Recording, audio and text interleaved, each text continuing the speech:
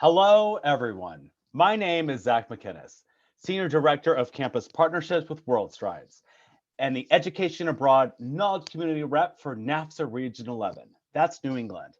Today, I have the distinct pleasure of serving as the moderator of this NAFSA collegial conversation. I'm looking forward to a sparkling conversation about how we, as Education Abroad practitioners, can collaborate with our colleagues and other units on campus to build alliances that lead to better outcomes for our students, our faculty partners, and yes, folks, even ourselves. One thing that always strikes me about the Education Abroad office is just how many units we reach on a daily basis through our work. On a given day, a study abroad office might be in touch with colleagues from the Registrar's office, financial aid, residence life, career development, DEI, admissions, academic advising, the health center, student life, alumni affairs, the writing center, the counseling center, just to name a few. It's all in a day's work, am I right? In my view, you'd be hard pressed to find another unit that has comparably deep and broad connections at an institutions. Well, maybe our colleagues at International Student Services. Wink, wink. So, how can we leverage these relationships and connections with colleagues on campus to the advantage of students and ourselves? I'm thrilled to be facilitating a conversation with three luminaries from our field who just so happen to be a few of my fellow NAFSA EAKC reps. Michelle Malish is the Associate Director for Education Abroad at Northern Kentucky University, representing wonderful Region 6. Carmen Pitts is the Assistant Director of Study Abroad Advising at the University of Wisconsin in Madison on behalf of lovely Region 5. Jacob Kinning is the Associate Director of Education Abroad and Away at St. Cloud State University, holding it down for marvelous Region 4. With that, though, I'd like to turn things over to our esteemed panelists and allow them to introduce themselves. Carmen, why don't we start with you? Thanks, Zach. As you mentioned, my name is Carmen Pitts, and I'm the Region 5 liaison for short-term faculty-led programs, as my portfolio consists of unique faculty-led programs.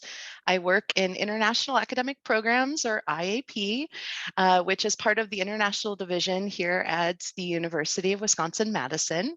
UW-Madison is a public land-grant university and a major research institution with a current student population of just over 49,000, 35,184 of which are undergraduate students. IAP works in partnership with the International Internship Program and the Study Abroad offices in the College of Agricultural and Life Sciences and the Wisconsin School of Business to offer programs specifically for their academic disciplines. Altogether, our team supports UW-Madison students in over 210 programs in over 60 countries. At IAP, I am one of a team of 26 professional staff members that are amazing. And in academic year 2021-22, we supported 1,850 students on IAP programs. In the spring semester of 2023, IAP recorded a record high for a single term of 1,167 students studying abroad. So to put it lightly, we have a lot of students going abroad and a lot of staff members to support them. Fantastic, Carmen. Thank you so much for that introduction. Jake, let's turn it over to you. Hello, my name is Jake Kinning. I am the Associate Director of Education Abroad and Away at St. Cloud State University in St. Cloud, Minnesota.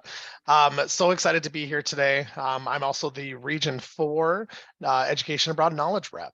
At St. Cloud State University, we have around 10,000 students enrolled, as well as around 1,200 international students from over 95 different countries. When it comes to study abroad at St. Cloud State University, we have over 35 different exchange programs that we maintain, and we work with countless amount of amazing providers to send students all over the world. At St. Cloud State University, we have a team of 3 currently in our Education Abroad office, one of which actually lives and maintains our site in England at our Alnwick Castle site, where students can take classes for a semester or short-term programs as well. We support students from all over the world, and we are loving having more and more students as we roll off of this pandemic. And we're looking forward to welcoming more and more students throughout the year. Excellent, Jake. Thank you so much. I'll have to get a ticket to that castle one of these days. Yes, you will. All right, Michelle, bring us home. I'm Michelle Mellish. I'm the Associate Director of Education Abroad at Northern Kentucky University and the Region 6 Education Abroad Knowledge Community Rep. Northern Kentucky University is a public comprehensive university with about 14,000 students located in a major metropolitan tri-state area of Kentucky, Ohio, and Indiana, as well as being just about 7 miles away from Cincinnati. We were founded in 1968, so we're a relatively new university. Our office is part of the Center for Global Engagement and International Affairs, which also houses International Student and Scholar Services, as well as the American English Language Program. We have 3 people in our staff, plus our executive director who oversees the whole unit. We're still recovering from the pandemic. This past academic year, we served about 225 students abroad, which is a bit lower. Before the pandemic, we were just over 300. So we're hoping to keep growing there. But thank you for having me today. Awesome. Yeah. Thank you to all 3 of you for that terrific introduction. And so what we're going to do over the next hour or so is explore a few different offices and how we work and partner closely with them. And we're going to start at the front of the funnel. Who is the first office that our students often interact with before coming to our institutions? Why, that would be admissions, of course. And Mr. Jake Kinning is going to help us lead this discussion. So Jake, I'll turn it back to you. Why is partnership with an admissions office important for education abroad?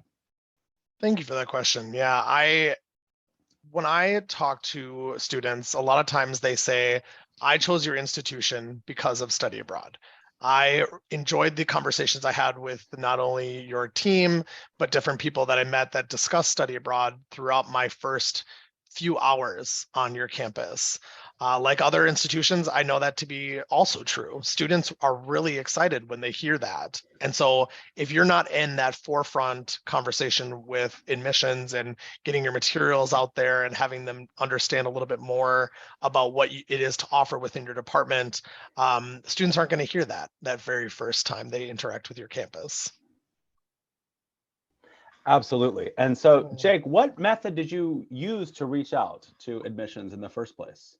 You know, it was really, really fortunate for me that when I started my position, there was already a connection to our admissions office. Our institution really does put international experiences at the forefront of students' experiences on our campus. And so there was already some framework. For example, when I came here, I'm actually an alum of St. Cloud State.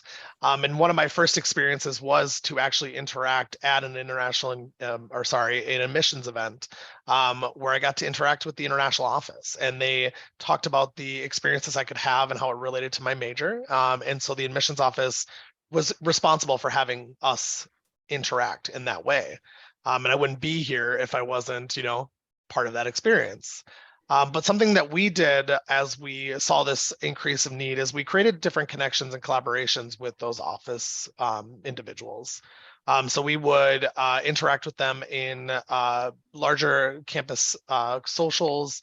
We would interact with them in the hallways. We even just set up meetings to say, hey, how can we assist in you having the information you need? Do you need photos? Do you need content? And it's really created a great partnership with that because it allows us to have our information out there and that it's not just random figures that maybe could be close to being correct. It's correct information, which is really important for students. Absolutely. And I remember when I worked at a college here in Connecticut, one of the things that I always did was train all the new admissions counselors when they started on how to talk about study abroad, because they're the ones who are, they're often young and new professionals and kind of going out and about to high schools talking to students. And so getting them into your office early and often, I think is a great practice. Definitely. And then, but back to you, Jake, like how often Yeah. do you check in with your admissions counterparts, and how do you create the space to do that when the day-to-day of our work can be so consuming? Really great question. I'm very fortunate with the individuals that work in our admission space. I talk to some of them daily, if not weekly. They are so excited about talking with international events. One in particular, I actually have a meeting coming up to discuss how we can be more effective in our online presence within study abroad. We work with Liaison to have a personal URL page for our students, and working with that team to use something that they're already using to interact with students, setting up a time to go over that to make sure that it has the valid information is extremely important. And we use Microsoft Teams here too, and so periodically we'll be chatting, and if an event comes up and stuff like that. So I think it's extremely important to have that constant conversation, especially because their season is obviously offset from study abroad season. And so having that information to them and being that open space as an office for them to collaborate is so important. That's great. Yeah, thank you for sharing that. And what other benefits have you seen from the relationship that you've cultivated with your admissions counterparts? I think that it's just increased our students' awareness of not only study abroad as an option and a way, but just that it is something they can do, and it helps them with early planning. If they hear about it from the very first time they step on our campus, it allows them the opportunity to make sure it fits into their academic career plans. And especially with some of those majors where study abroad might be more difficult the farther they are into their major requirements. And so it's increased our numbers, it's increased our visibility across campus, and just having that relationship with them is extremely important. That's great. Yeah, thank you, Jake. And Carmen, I understand that you at the University of Wisconsin-Madison also have some strong connections with your admissions counterparts.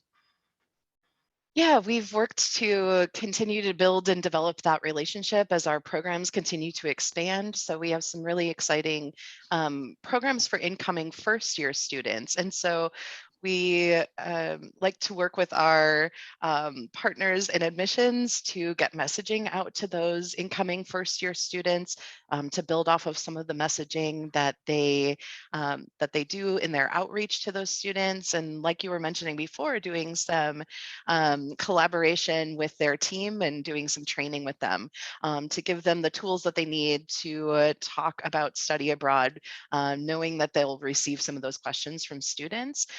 About 25% of our students study abroad, and so it's a really common conversation that we hope to infuse in part of that admissions process.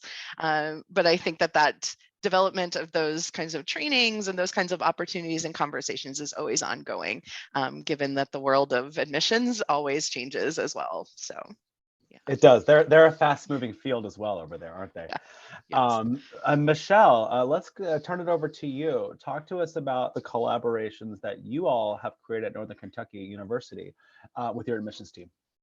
Yeah, Jake and Carmen made really great points about how important admissions is, and the ways that we can connect. And just another thing that we do on our campus, and maybe they do it on theirs as well, is that it's orientation season right now for us. So we constantly see first-year students coming in at all the orientation events. We have 4 this week, actually. So every day during the lunch hour, they get to stop by our table, learn about study abroad, and then that's a great way to start promoting all the programs coming up this year, as well as our study abroad fair in the fall, just to get them interested early on.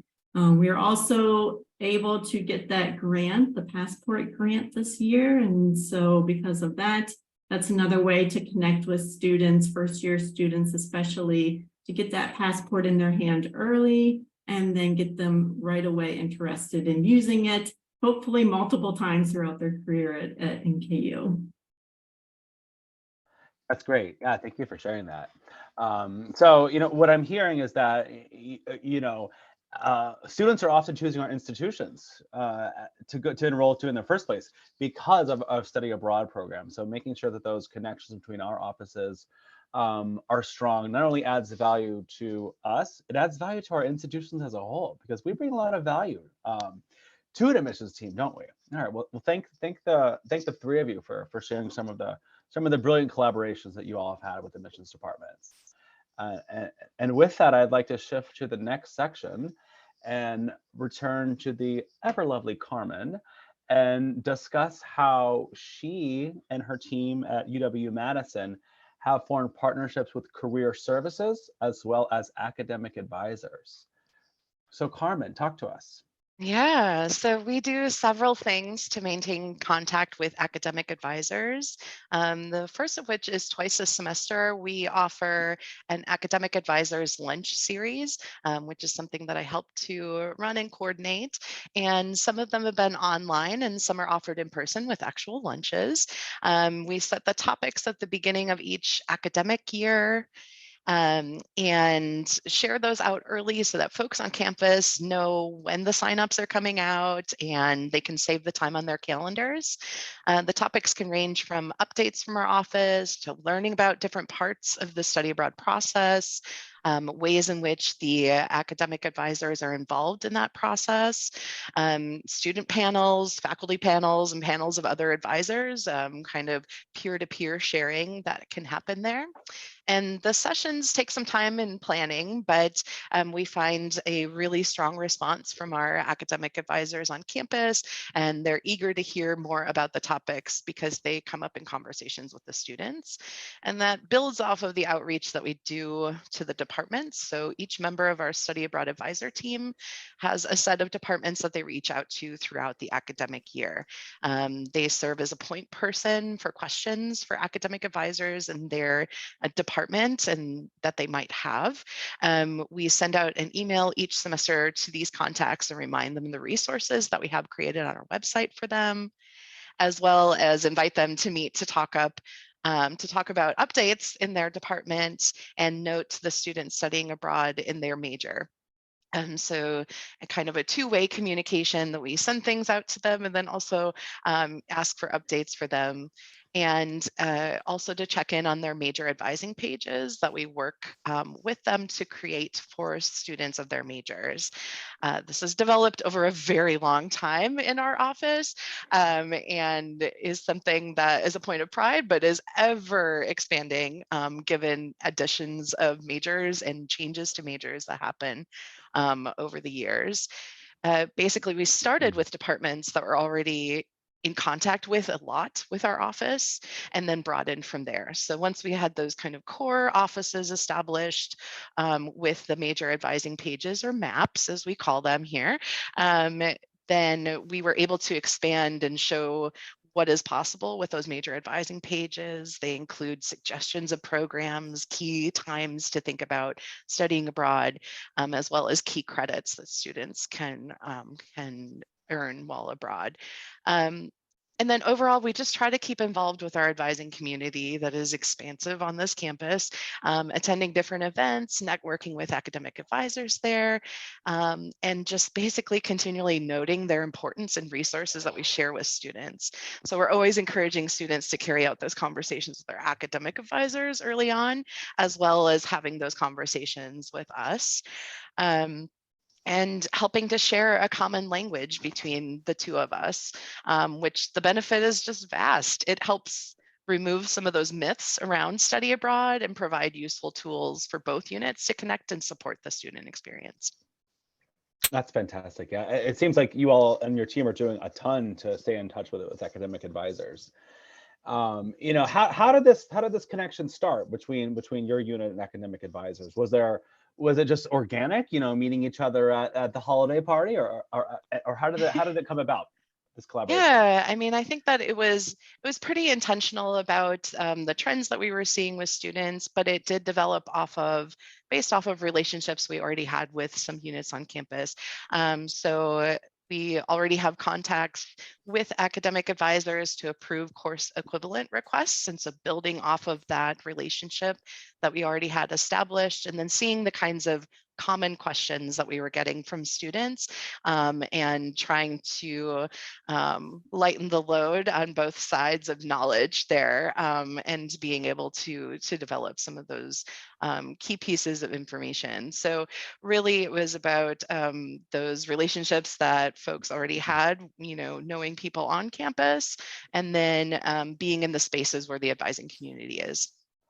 I wonder because academic advisors are often the first advisors that students will meet, like when they're freshmen and sophomores, and the intentional collaboration that you all have with that team, right? I wonder if that has helped contribute to your 25% participation rate at UW-Madison, because the hope is that they're hearing about study abroad early and often. Is that right?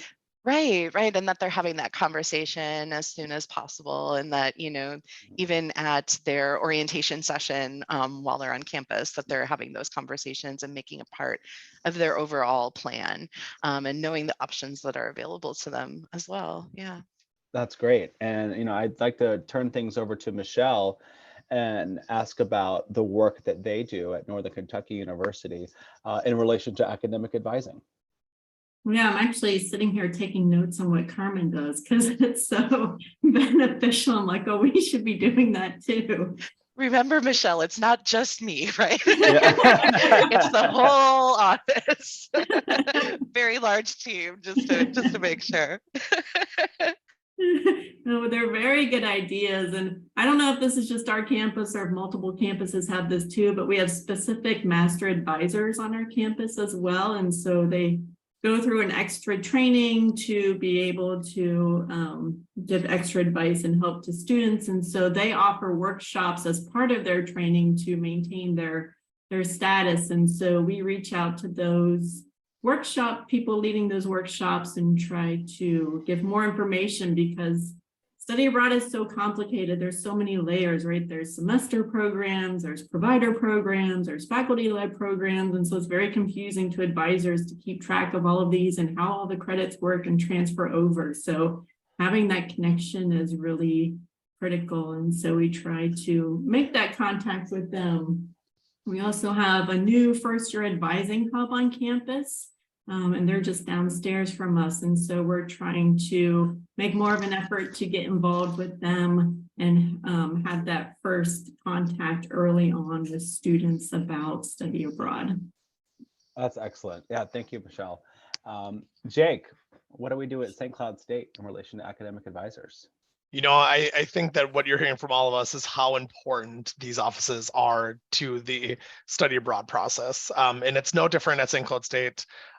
We really do depend on their assistance with getting all of the courses approved, with meeting with faculty, but also just talking with students. And so what actually happened at St. Cloud State in the past couple of years is we've had a different turnover where there's a lot of new individuals in our academic advising offices. And so we've been setting up different meetings to figure out how can we restart after the pandemic and really have intentional conversations with them so that when they meet with a student, they're not lost and they're not trying to figure it out on their own, that they already have the content, they have the stuff they need. In fact, we had a meeting with all of the academic advisors a couple weeks ago to really start that conversation and say, here's everything we do, here's all the opportunities, which I mean, anybody who's listening knows that it's not an easy task to list everything we do. So obviously it wasn't everything, but it was definitely a really great conversation and great starting point that actually started a couple of different side conversations as well, as how do we do exactly like Carmen is doing and her team is doing, right? Like they're doing all these amazing things. And I definitely, as just like Michelle said, I'm taking notes. So what I'm hearing is everybody wants to be like Carmen. Yeah, I think so. Oh my. No, I love what you said, Jake, about, the importance of this part of campus, right? Our work is study abroad. So academic advising is inherently tied to our work. So I think this section was just a fabulous discussion. So thank you all. I'd like to move on to our next partnership unit, and that is diversity, equity, inclusion offices. Of course, these can go by many names and many different places. But let's go back to Jake. And Jake, I'd like to start with you and by asking, why is partnership with DEI offices important?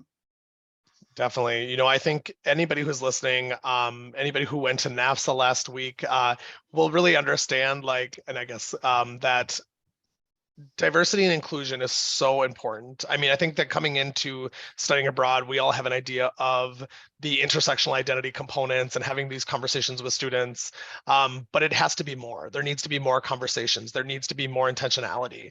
Everything from our marketing all the way up into our individual meetings with students. And having these conversations, I mean, we could have a whole podcast just on this topic alone.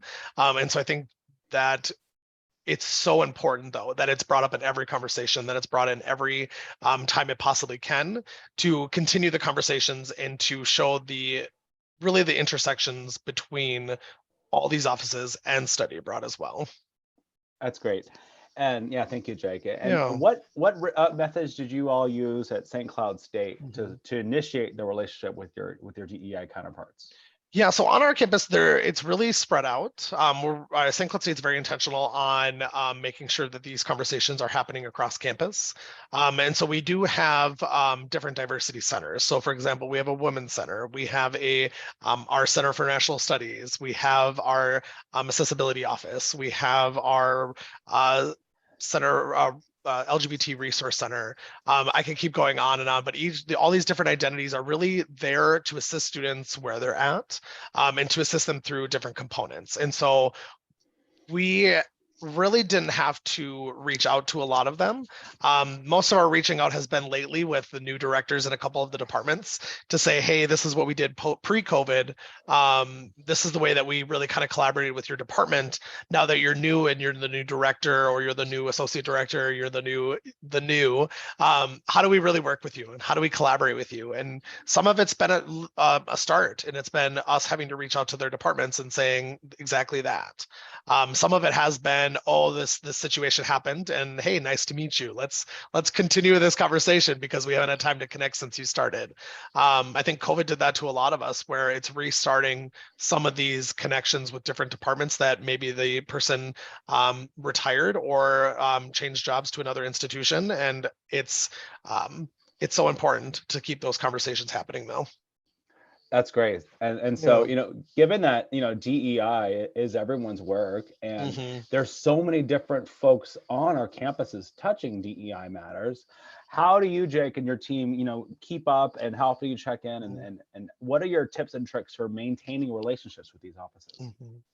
I think it's making time. I think that's a lot of time, especially for a smaller office like ours, where we have a lot of different moving parts. It's making sure that we are interacting with these departments. We're very fortunate that our associate vice president is also the director of multicultural student services. And so our two offices do have a lot more touch points than I think we do with other departments on campus. But that has been, I think, extremely important in creating new things, and creating different conversations, because we're seeing them at a different pace. And we see them at more regularly, is what I'm saying. Is so, for example, St. Cloud State has heritage programs that are study abroad focused, and those programs have been strengthened because of that partnership, even well before our associate vice president was in that role. He was the director of multicultural student services, and so making that connection with that department, creating those opportunities, helped our programs thrive. And we're finding even now that because of COVID and our programs having to stop, that we have to restart a lot of those conversations with those departments, but also with the students, and really checking in where they're at and saying, okay, well, here's a space for you to have these conversations and to really connect with the different components of your identity. Excellent. Yeah, thank you for sharing that, Jake. And what other ways have your collaboration with these colleagues benefited either yourselves in your office, or your students? Well, personally, I learn so much every time I have a different conversation. I think it's so important that we constantly recheck, reframe, and rethink how we are doing our own jobs. And so when you have a conversation with somebody who maybe has a different identity than yourself, really learning that moment is so important. We had a faculty member on our campus and a staff member on our campus go to our site in Anik and actually do a faculty workshop that we hold every summer. And through different conversations there, the faculty actually is creating a program in 2025 that focuses on the slave trade within England and the UK. That conversation wouldn't have happened and that need wouldn't have happened if that individual hadn't gone to that space. But then also a staff member has brought up since we got back that I'm checking in on your marketing and I want to help you because they noticed that a lot of our marketing didn't have the full range of students' identities. It didn't show them physically. And when we're saying, hey, see yourself there or see yourself abroad, and then it has just white students on a handout, you're really removing so many different demographics. And so this individual is actually helping us and keeping us in check. And I appreciate it so much that they're like, hey, notice that this isn't happening. And I'm like, thank you for checking in. I appreciate that partnership so much. I absolutely love that. Yeah, thank you for sharing that, Jake. Yeah. I'd like to shift over to Michelle and chat with her about the collaborations that she and her colleagues at Northern Kentucky University are pursuing with DEI counterparts. Michelle. Yeah, thanks. So, it's not a surprise to anyone that study abroad is not very diverse. It's a privilege, and it's been a privilege for pretty much white women, and that's about it for most of the programs. And so trying to build diversity is so critical because it just needs to be a much more diverse area. And we're even trying to start small. So building obviously relationships with certain offices on campus, and then trying to start with maybe study away, because going study abroad can be so scary, being pushed that far outside of your comfort zone. And using the United States, going to different cities can feel like going to a different country, especially for a lot of our student population who has never left the area before. So we've been trying to build with study away programs, for instance, with the African American Student Initiatives Office. They've been leading some programs going down to the South. And so then when students see that they can go outside their comfort zone and build that confidence, then they're ready then to start going abroad. And then they've already established that relationship with our office, and they're a bit more comfortable talking to us about building on that and doing other programs and other initiatives. So that's one way we've been trying to build trust and get students of diverse backgrounds abroad. Terrifically put. Yeah, thank you, Michelle. Carmen, take us home. So kind of mirroring our work that we do with academic advisors, we also have liaisons with different units spread throughout campus. So our office has a campus liaison member of our team designated as a point of contact for different units on campus. We intentionally send out messages to those campus liaison units, sharing updates and inviting them and their students that they interact with to different events. And outreach is offered. So we offer to attend meetings that they're having with their teams or attend engagement events that they're having with their students. And we keep a record of those engagements and then revisit it as a team of campus liaisons on a semesterly basis. And in addition to being a point of contact for them, we utilize those relationships as a means of being able to meet students where they're at and help share resources, most notable of which are our identity resource pages for students on our website that we continually update in partnership through those campus liaison relationships. As well as some other items that we do throughout the year, but I think, we've all mentioned how intentional and important this work is, but also recognizing that it's work that's never done, right? So it's always under continued progress and continued assessment as we go along through the years. Yeah.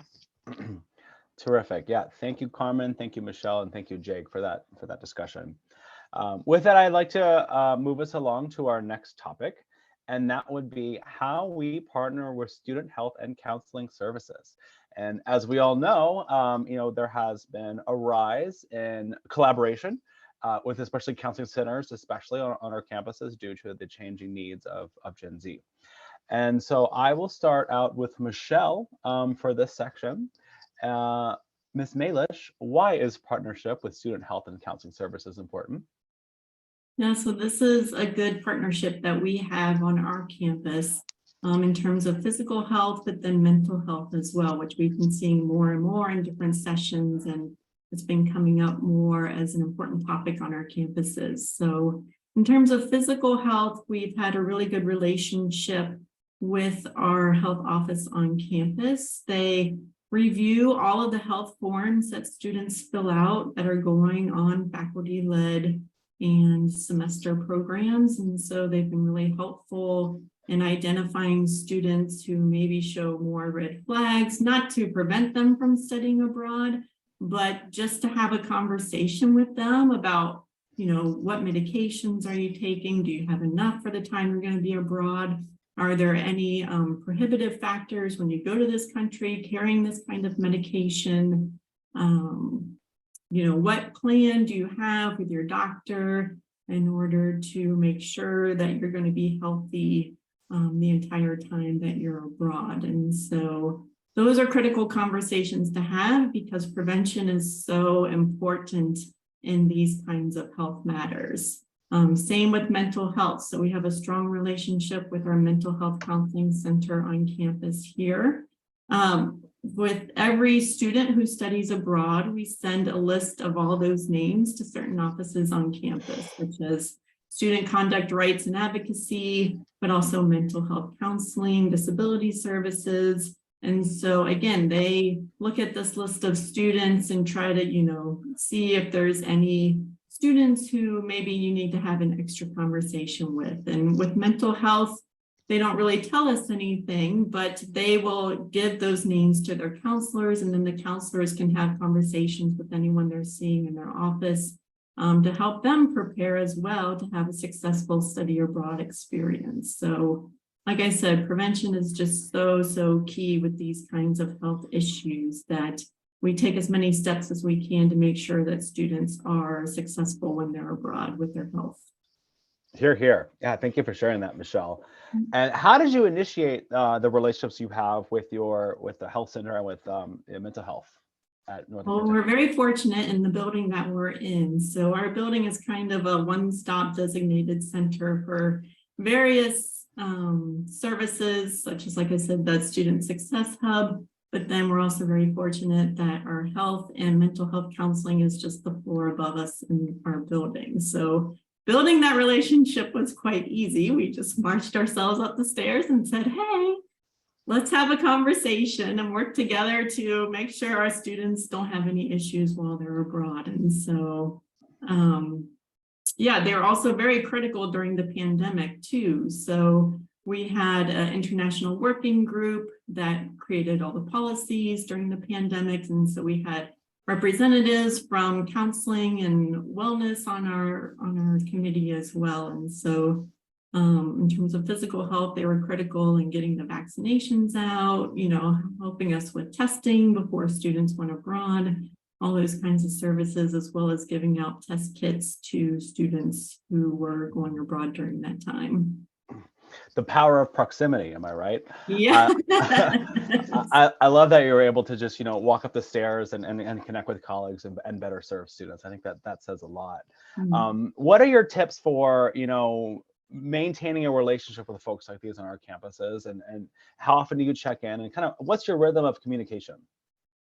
Well, I think, just don't be afraid to start that conversation. Just a simple email, or like I said, just go into the office and introduce yourself. And I think a lot of us see turnover in our campuses sometimes too. So hopefully you've built a good relationship so they share that information with the next person that steps in. And if not, then you just need to rebuild that conversation, whether it's over a cup of coffee or however you do it. And I think that's one of the benefits of being, a regional campus, is that it's very easy to, reach out to those people, maintain those relationships. But even if you're on a larger campus, unfortunately, nagging is a large part of what I do in my job. And so if you have to reach out a few times just to get someone's attention and, treat them to coffee, just build those relationships, keep, not nagging necessarily, but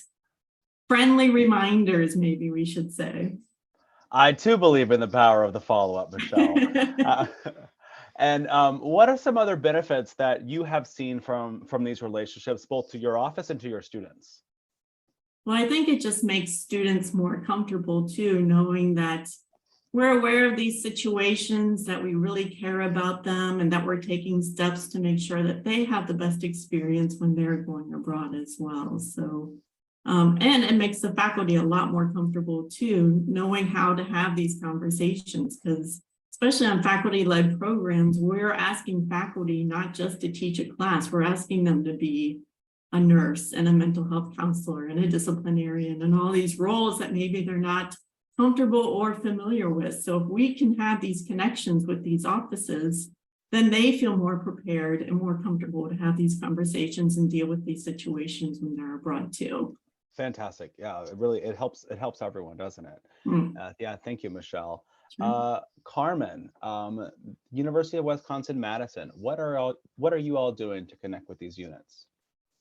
Yeah, so we have somebody on our staff who regularly meets with University Health Services to hear updates from them. They've been brought into our advisor team meetings to share their trends of what they're seeing amongst students in terms of mental health supports, what they're doing to widen their services, especially being able to provide specific services for students abroad, knowing that sometimes the meetings cannot be facilitated in the same way because providers have to service students in the state. And so talking through how to remove some of those barriers and still provide support to students. Our office has offered training for all of our staff on mental health first aid training. And so being able to respond to mental health crises and ask pertinent questions and seek out help. We also have an identity page related to mental health resources, and that actually came from feedback from some of our students that they actually consider that part of their identity, and being able to access some of those support services and having resources available to them was an important thing. So we added that to our list of resources for students, as well as building into their handbook resources and mentioned mental health resources in our check-in emails that we send to students as they arrive abroad. And basically that we just establish that contact on a semester basis and as needed in other situations. So relying on the expertise again of our colleagues on campus, and just being sure that we're sharing and opening that line of communication. Michelle, I'm super jealous that you could just walk upstairs. It's a very different walk on our campus to get to our folks in that building. So there we go. Yeah. Yeah, that might involve a bus ride at UW-Madison. Terrific. And Jake, tell us your tips and tricks for engaging with health professionals on campus. Yeah, so we're really fortunate that our mental health and our health center on our campus are really engaging with this work as well, to the point where we send them a list of the locations and how many students are planning to go to that location, so they can be ready if there are any students that come in to have discussions on where they're traveling. Our students do have to fill out a medical form with a medical professional, and so they also have those on site. And we've collaborated with them to create a binder of the different medical requirements for each country, to really just help them. So like different programs, like if those of you who are listening who go to South Africa and work with students on the South Africa visa, it requires so many different medical forms. And so we have copies of those and exactly how they need to be filled out in this binder, so that when they're meeting with students, when they do these different testings for different visas or different locations, again, they don't have to look it up themselves, or they don't have to say, well, you have to go back and talk to the office. They have it all there for them. And this was really created through conversations in many different meetings and collaboration conversations. And so it just creating that component is extremely important. But then also when it comes to like emergency situations, then we have a team that's readily available. They know who to contact if a student contacts their department, or even is just very receptive if we have to pull a group together to have a conversation on how we best support the students when they're heard abroad. Fantastic. Yeah, thank you, Jake. And if I'd like to move on to our last section, and that is partnership with the financial aid office. And while each of the offices that we've discussed so far are critically important, financial aid might arguably be the most important, right? Um, Carmen, let's start with you and UW-Madison. Why is partnership with financial aid important? Yeah, thanks for that. I think you're absolutely right. And I think all of these office relationships and these partnerships kind of come back to that idea of removing barriers for students or perceived barriers for students. And so um, our office works closely with financial aid to help to remove some of those barriers for students. Um, One really unique way that we do that through our relationship with financial aid is the Global Gateway Initiative, which offers fully funded short-term faculty-led summer programs, specifically for first and second year students, the summer after their first or second year on campus. And then also a fellowship for other programs that they can apply to any year. And so we work with them to set EFC preferences that are established with the goal of expanding access to study abroad. Um, we basically set this up through an established relationship with financial aid and sharing with them the importance of the impact that the experience had on students, but then also the impact that those students can bring back to campus, and showing that to our partners in financial aid. It started with one program, and we are now up to 3 programs this summer. 4 programs will be next summer, and the fellowships have also continued to expand through that relationship. Um, we worked pretty specifically to identify a person in the financial aid office that offers drop-in hours in our office and is the person to refer students to. They're trained in the nuances of study abroad funding and can also access a student's exact financial aid package, which only very limited people in our office are granted access to that. And so that partnership was established and reinforced through contacts every semester, and setting up different funding 101 sessions with financial aid as well.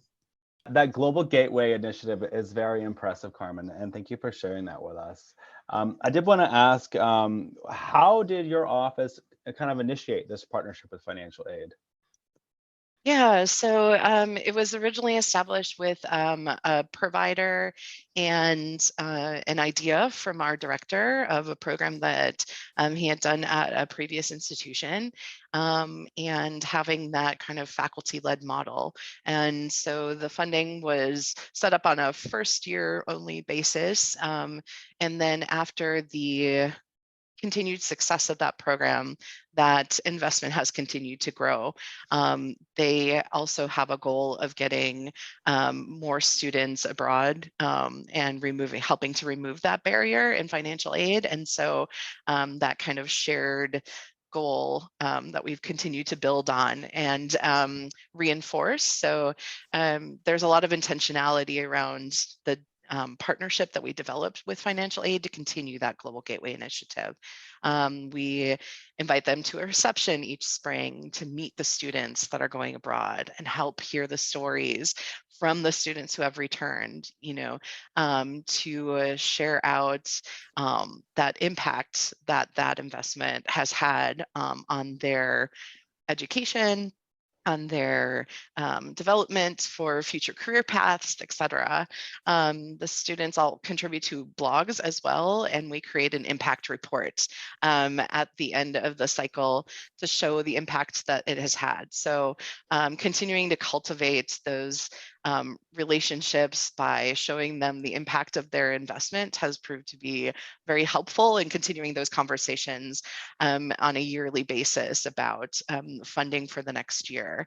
And we collect both statistics and then, quotes from the students as well. And I think it's one of the cases where we started small and find a person that we can develop a relationship with in that office, and that continued communication and updates.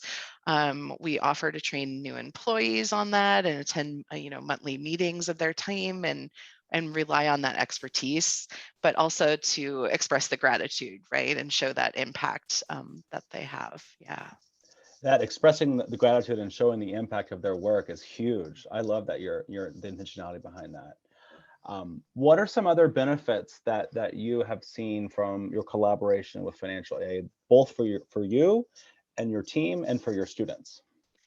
Yeah, I think that it helps to know that we don't have to know everything about financial aid and that we can rely on somebody else in that office.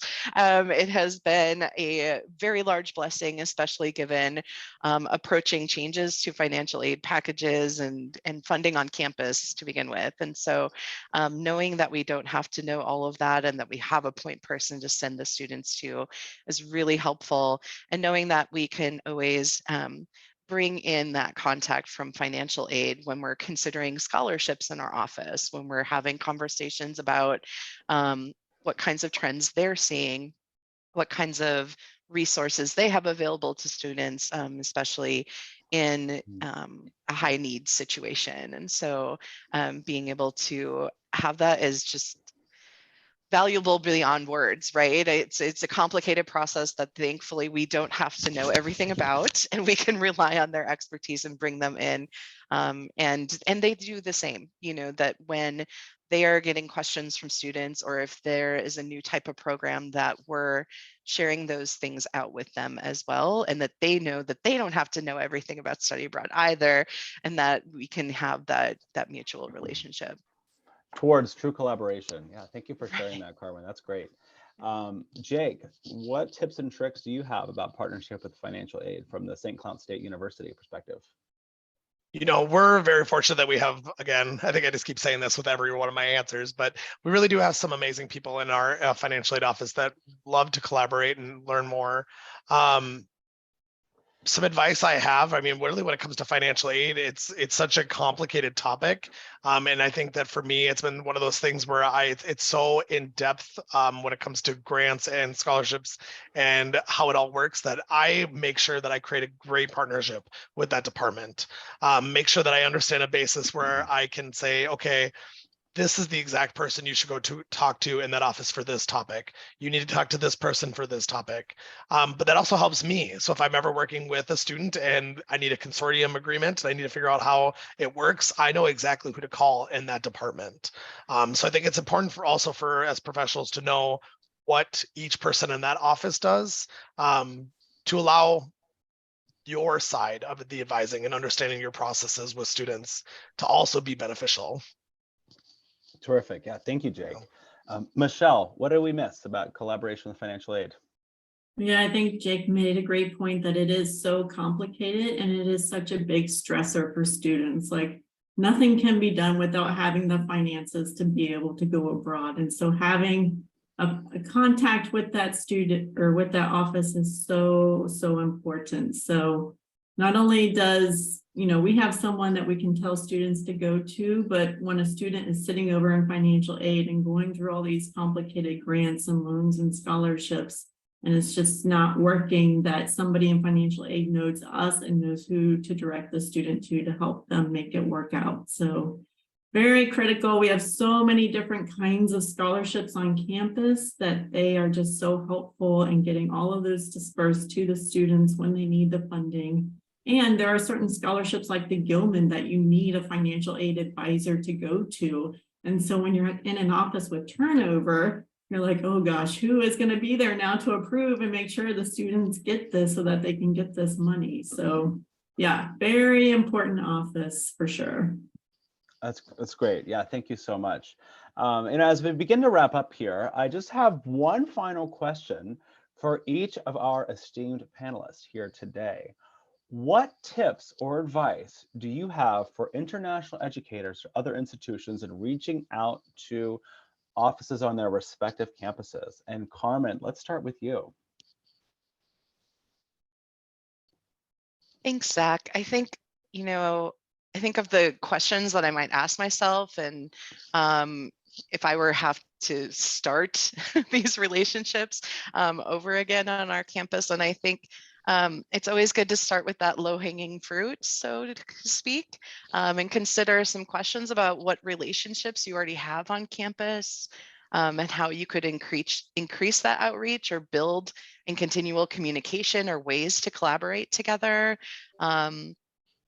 Finding out what folks are already doing on campus and in what ways it might make sense to share in that together and help to ease the load of that work.